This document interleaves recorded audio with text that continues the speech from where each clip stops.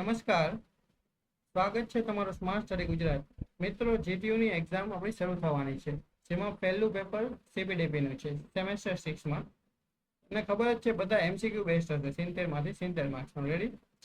અહીંયા આપણે ગોખવાની જરૂર નથી, માત્ર લોજિક ચલાવવાનું અને વિચારવાનું જ છે. આજના વિડીયોમાં આપણે સેશન 1માં મસ્ટ પ્રિપેર ટોપિકથી શરૂઆત કરશે. આ 7 ટોપિક્સ લાવ્યા છીએ, તે તમે જરૂર કરજો, તમને ઘણી મદદ થશે. આમાં આપણે કોઈ માર્ક્સની ગેરંટી નથી દેતા કે આટલા જ માર્ક્સનું આવી શકશે, પણ આ ક્વેશ્ચન તમને પેપરમાં જરૂર દેખાશે. તો શરૂ કરીએ છીએ આપણે ફર્સ્ટ ક્વેશ્ચન સાથે. ફર્સ્ટ ક્વેશ્ચન શું છે આપણો? સોલ્યુશન થિંકિંગ આઈડેન્ટિફિકેશન, જેમાં છે find alternative versus C problem. તો તમારે કઈ રીતે વિચારવાનું કે અલ્ટરનેટિવ વર્સિસ સી પ્રોબ્લેમ. તમારે માની લો કોઈ પણ જાતનો પ્રોબ્લેમ કોઈ આવે તો તમારે શું કરવાનું? રસ્તો શોધવાનો. બરાબર? હવે એમ વિચારવાનું હવે શું કરી શકીએ છીએ આપણે. માની લો તમે ક્યાંક જાઓ છો ને તમારી સ્કૂટી, બાઇક વગેરે જે હોય પંચર થઈ ગયું, તો તમને આ શું વિચારવાનું કે ઓટો લઈ લો, ફ્રેન્ડની બાઇક લઈ જાઓ, બસથી ચાલી જાઓ. મીન્સ તમારો ફોકસ એવું હોવું જોઈએ કે તમારા ગોલ સુધી પહોંચવું છે. મીન્સ કે તમારો ગોલ કોઈ કોલેજ છે, તમે તમારા ગમે ત્યાંથી નીકળ્યા છો, હવે તમારા રસ્તામાં ગમે તે પ્રોબ્લેમ આવે, તમારો ફોકસ એવો જ હોવો જોઈએ ગમે તે રીતે મારે કોલેજ પહોંચવું છે. આવો જ ઓપ્શન સિલેક્ટ કરવાનો. બીજું સી પ્રોબ્લેમ. સી પ્રોબ્લેમ એટલે હું કે એ જ વસ્તુ વિચારો કે બાઇક પંચર થઈ ગઈ, એવા સમયે તમારે એમ નહીં વિચારવાનું હવે નહીં જઈ શકીએ, ઘણી પ્રોબ્લેમ થઈ ગઈ, મારા નસીબ જ ખરાબ છે, એવું કશું નહીં વિચારવાનું. તમારે હંમેશા પોઝિટિવ વસ્તુ વિચારવાની. અલ્ટરનેટિવ રસ્તો ગોતતો હોય ને, અલ્ટરનેટિવ રસ્તો તમને જે દેખાય ને એવો જ એમસીક્યુ ટિક કરવાનો, એમસીક્યુ નો આન્સર ટિક કરવાનો. તો ફર્સ્ટ ખતમ. નેક્સ્ટ છે goal focus versus constraint focus. આ ટોપિકમાં આપણે જોઈએ ને એમાં એને હંમેશા ફાઇનલ રિઝલ્ટ ઉપર ફોકસ હોય છે, કારણ કે ગોલ ફોકસ છે. હવે તમે એમ વિચારો કે કામ કમ્પ્લીટ કઈ રીતે થશે. બરાબર? એવો ક્વેશ્ચન તમને આવે મનમાં કે કામ કમ્પ્લીટ કઈ રીતે થશે. હવે તમારો પ્રોબ્લેમ એવો આવી ગયો કે અસાઇનમેન્ટ અઘરું છે, તો તમને અત્યારે જ શું વિચારશો? તો ગોલ ફોકસ વ્યક્તિ શું વિચારે ખબર છે? નોટ્સ જોશે, યુટ્યુબમાંથી ગમે એની સ્ટડી કરશે, એઆઈ નો યુઝ કરશે, મિત્રોની હેલ્પ લેશે, પણ એ અસાઇનમેન્ટ પૂરું કરશે, કેમ કે એનો એ ગોલ છે. હવે જે કન્સ્ટ્રેન્ટ ફોકસ વ્યક્તિ એ છે, એ શું વિચારે ખબર? એની પાસે પ્રોબ્લેમ હોય અને લિમિટ છે, એ બધું ટૂંકમાં બહાના કાઢવાનું વિચારે કે આ નથી કરવું, આ મુશ્કેલ છે, ટાઈમ ઓછો છે, મારાથી નહીં થાય, વગેરે વગેરે. અસાઇનમેન્ટ અઘરું છે, કન્સ્ટ્રેન્ટ ઉપર, બસ એ ટૂંકમાં પ્રોબ્લેમ જોતો હોય, એનું ધ્યાન સોલ્યુશન ઉપર જાય જ નહીં ક્યારેય. અને ગોલ ફોકસ વ્યક્તિ હોય ને હંમેશા કઈ રીતે કરવું ને કામ પૂરું એ જોતો હોય. એટલે એમાં હંમેશા ગોલ ફોકસ ક્વેશ્ચન હોય ને એમાં જ એમસીક્યુ નો આન્સર ટિક કરવો હોય. સેકન્ડ છે આપણો ટ્રસ્ટ કન્ડક્ટ ડેમોન્સ્ટ્રેશન. આમાં શું હોય કે એવું કે તમે ટૂંકમાં વિચારો ને કે લોકોમાં ટ્રસ્ટ બનાવે, એવું કંઈક કે લોકોમાં ટ્રસ્ટ બનાવે તમારા પ્રત્યે. રેડી? મીન્સ એવું વિચારો તમે ખોટું નહીં બોલવાનું, ખોટી એક્ટિંગ નહીં કરવાની, જે ખબર નથી એક્સેપ્ટ કરવું. તમને કોઈ ક્વેશ્ચન પૂછે, તમને નથી ખબર તો કહેવાનું ભાઈ નથી ખબર, સિમ્પલ. હવે ઇન્ટરવ્યુમાં ને આપણે તમને પૂછવામાં આવે કોઈ પણ તમને આન્સર નથી આવડતો, તો તમારે પ્રેમથી કહી દેવાનું સોરી મને આ આન્સર ખબર નથી. આવું નહીં કહેવાનું, ખોટો આન્સર નહીં કહી દેવાનું. સામેવાળા વ્યક્તિને ખબર પડે કે ઓનેસ્ટી છે. સીપીડીપીમાં ઓનેસ્ટી હોય ને, ઓનેસ્ટી જ પહેલે રાખવાની સ્માર્ટ એક્ટિંગ કરતા. ને સીપીડીપી સબ્જેક્ટ એવો છે કે તમારે બહારની દુનિયા ભૂલી જવાની, આના કોન્સેપ્ટ ઉપર જ ફોકસ કરવાની. રેડી? ઓનેસ્ટી તમને ખબર પડી ગઈ. હંમેશા ઓનેસ્ટી જાળવવાની. ટ્રાન્સપરન્સી વાત આવે. ટ્રાન્સપરન્સી એટલે શું? કે ટ્રાન્સપરન્સી એટલે ઓપનલી તમારે કહી દેવાનું. ટૂંકમાં કોઈ પણ વસ્તુ હોય ને એની ડિટેલ માની લો તમે કોઈ પણ શોપમાં ખરીદી કરવા ગયા, અથવા તો તમે એના માલિક છો, હવે તમારી અહીંયા કોઈ કસ્ટમર આવ્યો, તમે અહીંયા માલિક છો, બરાબર? તમારી પાસે પ્રોડક્ટમાં આમાં ડિફેક્ટ છે, તમે એ પ્રોડક્ટ એને બટકાવી દીધી, તમે એની વસ્તુ એમાં કીધું નહીં કે આને ડિફેક્ટ છે, તમારે કસ્ટમરને ક્લિયરલી બતાવવું પડે કે આમાં પ્રોબ્લેમ છે. ડિફેક્ટ વસ્તુ છુપાવીને બટકાવી દેવાનું એવું નહીં કરવાનું. એનું કહેવાય ટ્રાન્સપરન્સી. ઓકે? તો રિલાયબિલિટી. તમે માની લો કોઈને પ્રોમિસ આપો છો, બરાબર, કે ભાઈ હું આ તારું કામ કરી દઈશ, તો એ કામ કરવાનું. સમજાણું? કામ કરવાનું, મૂકી નહીં દેવાનું. હવે જે પ્રોમિસ તમે કર્યો ને પૂરો કરવો પડે. તમે એવું વિચારો કે દવા ડિલિવર કરવાનો પ્રોમિસ તમે કર્યો હોય કોઈકને, તો તમારે કદાચ ગમે એ પ્રોબ્લેમ થાય ને તો તમારે બીજી દુકાનેથી દવા લઈને પણ એને પોગાડવી પડે, એને ડિલિવર કરવી પડે. It's some reliability. Okay. And આમાં બીજું રોંગ શું થઈ શકે? રોંગ આપણે તો આ તો રાઈટની વાત થઈ ગઈ કે ભાઈ આવી રીતે કરવું. રોંગ એ થઈ શકે કે તમે એને બાનું દઈ દો કે ભાઈ સ્ટોક નહોતો, બરાબર, આપણે આમાં કાંઈ કરી નહીં હકી, એ બધું. તો તમારે રિલાયબિલિટીમાં એ જ રીતે વિચારવાનું, તમે જે પ્રોમિસ કોઈને કરવાની તમારે પ્રોમિસ પૂરો કરવાનો ગમે તે રીતે. બીજું છે કોન્ફિડેન્ટલી.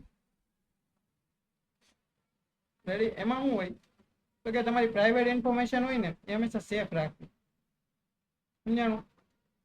હવે માની લો તમે કોઈ કંપનીમાં જોબ કરો છો, તમારો મિત્ર તમારી કંપનીનો ડેટા માગે છે, તો શું તમે એને આપી દેશો?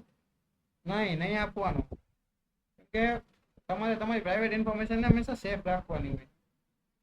એવું વિચારવા જ ના આવવું જોઈએ કે હું આને થોડોક ડેટા મારો દઈ દઉં. હંમેશા સેફ રાખવાનો અને ના પાડી દેવાની. આવું આમાં વિચારવાનું કોન્ફિડેન્ટિલિટીમાં. રેડી? હવે લાસ્ટ જે પ્રોમિસ સ્ટેપ, તમે જે કમિટમેન્ટ આપ્યું હોય ને પૂરું કરવાનું. ખાલી બોલવાનું નહીં, એકચ્યુઅલી કમ્પ્લીટ કરવું જ જોશે. ટૂંકમાં તમારે કોકને કહી દીધું કે ભાઈ મેં આ કમિટમેન્ટ આપી દીધું, એ તમારે હંમેશા પૂરું કરવું જોઈએ. ખાલી થોડું બોલીને કાંઈ ભેગું થશે નહીં. હવે તમે આમ વિચારો કે કસ્ટમરે કહ્યું, બરાબર, કે તમને પૂછ્યું કસ્ટમરે તમારી શોપમાંથી કે કાલ સુધીમાં તમે પ્રોડક્ટ ડિલિવર કરી શકશો, બરાબર, તો તમે ત્યારે શું કહેવાનું? તમારો આવો જવાબ ના હોવો જોઈએ કે સ્ટોક નથી, કાંઈ નહીં કરી શકે. તમારે જવાબ કઈ રીતે દેવાનો? એની ઉપર એને ટ્રસ્ટ તમારા ઉપર આવવો જોઈએ. કોઈ પણ પ્રોબ્લેમ થાય તો તમારે ગમે રીતે અરેન્જમેન્ટ કરીને એને ડિલિવર કરવાની કોશિશ કરવાની, બરાબર. પ્રોમિસ તમારો ઇમ્પોર્ટન્ટ છે આ પ્રોમિસ કેસમાં.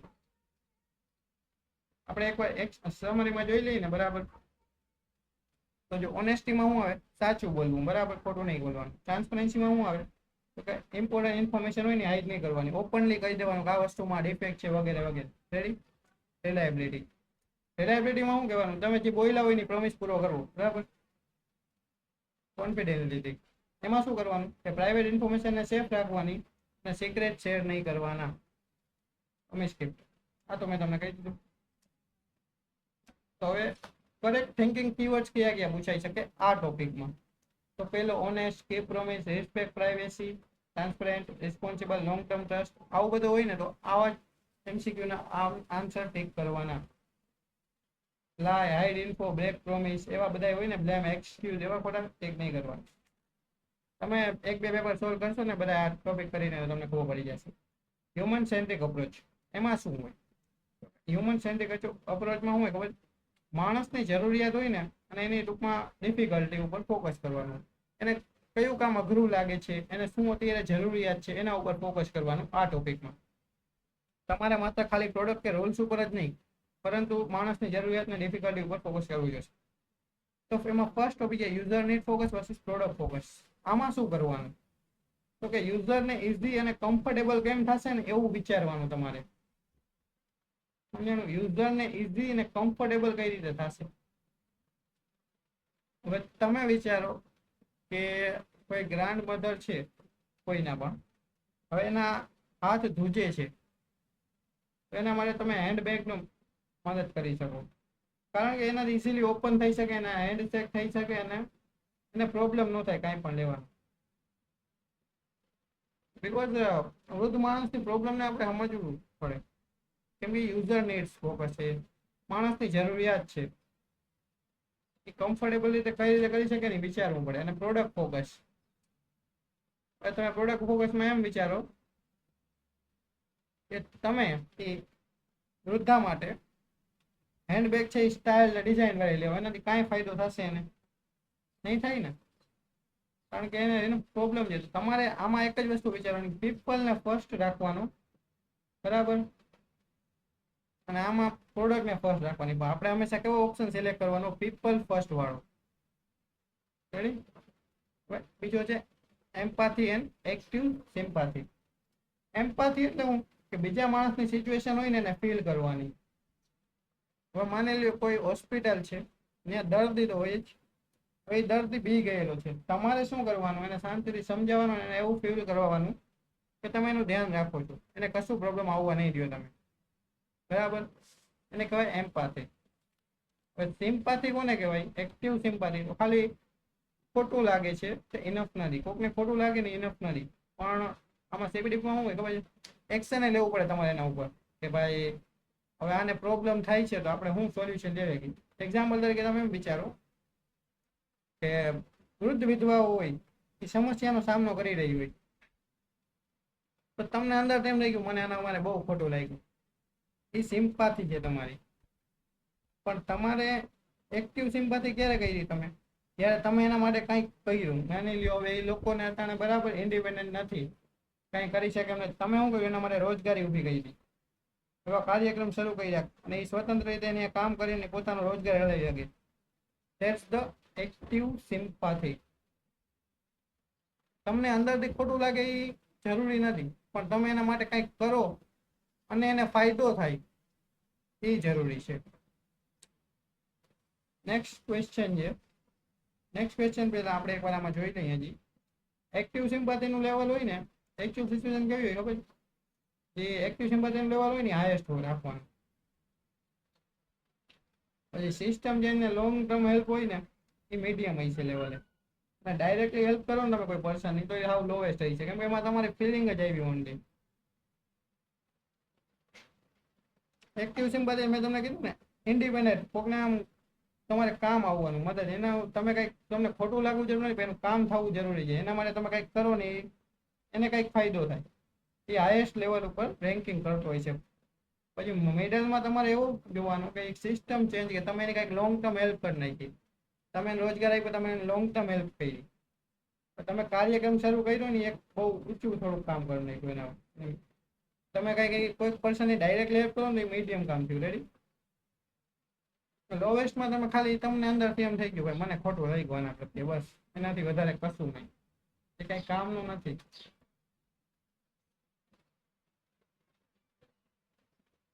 હવે આપણે જઈશું એના પછીના ટોપિક ઉપર, રેન્કિંગ કન્ટ્રીબ્યુટ રિસ્પોન્સિસ.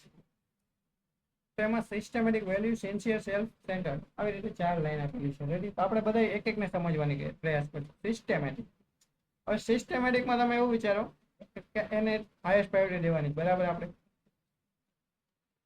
તો લોંગ ટર્મ માટે સિસ્ટમને ઇમ્પ્રૂવ કરવાનું, રૂટ કોઝ સોલ્વ કરવાનું, મીન્સ કે એનો જે રૂટ હોય ને જળ ટૂંકમાં ડીપમાં જે હોય ને રૂટ મૂળ, એને સોલ્વ કરવાનું અને બધાને બેનિફિટ થાય ને એવું કંઈક કરવાનું.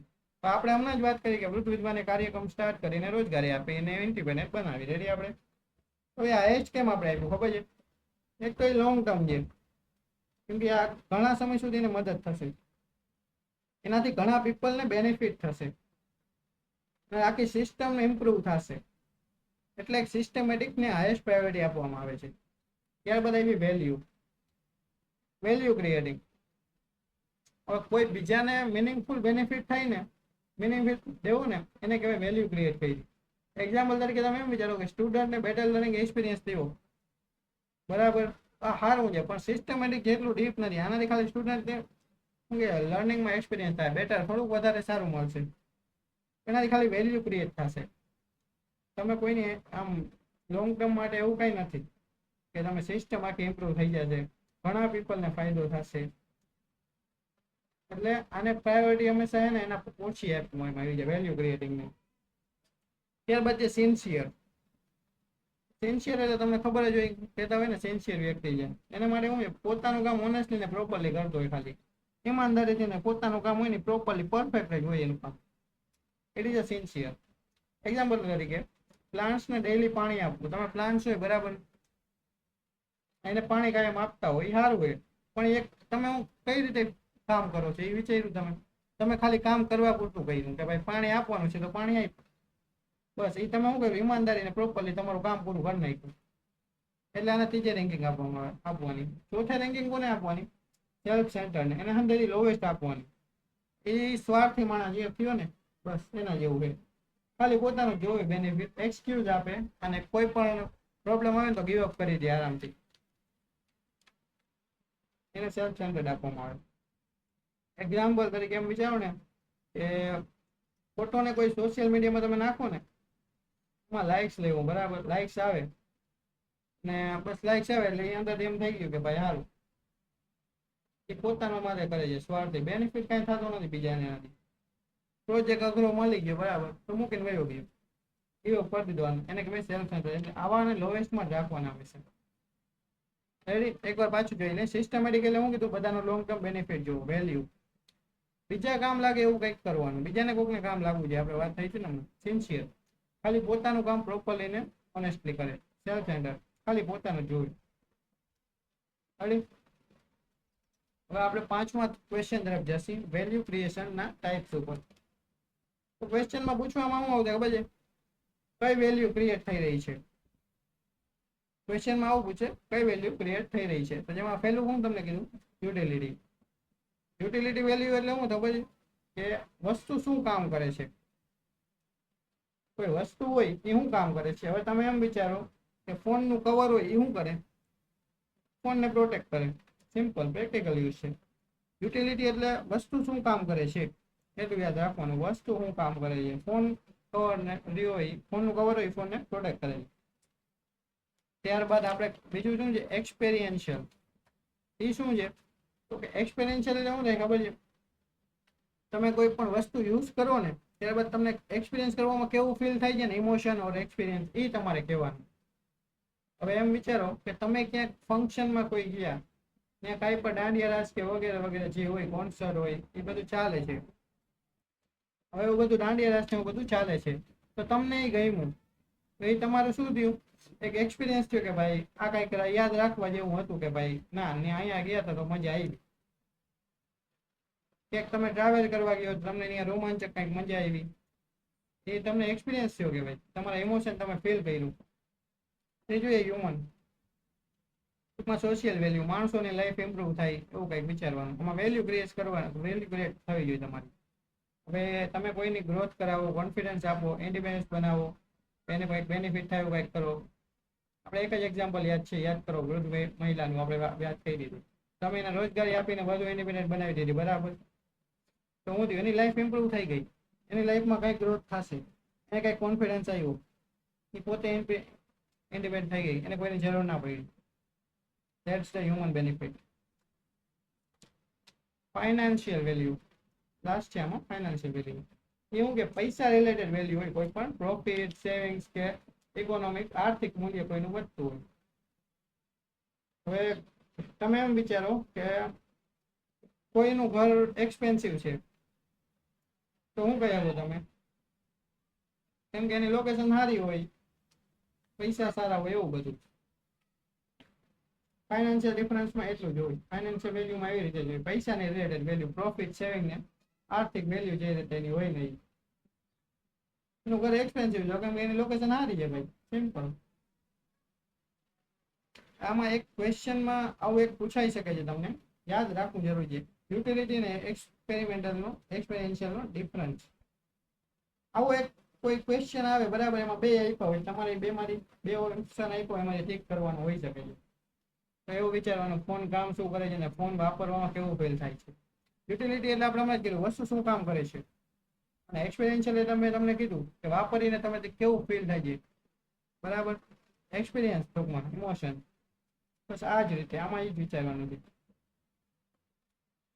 સીપીડીપી હોય ને સીપીડીપી એમાં હ્યુમન હોય ને હ્યુમન એને હંમેશા ડીપેસ્ટ વેલ્યુ માનવામાં આવે છે કારણ કે માણસોની લાઈફ ઇમ્પ્રુવ થાય છે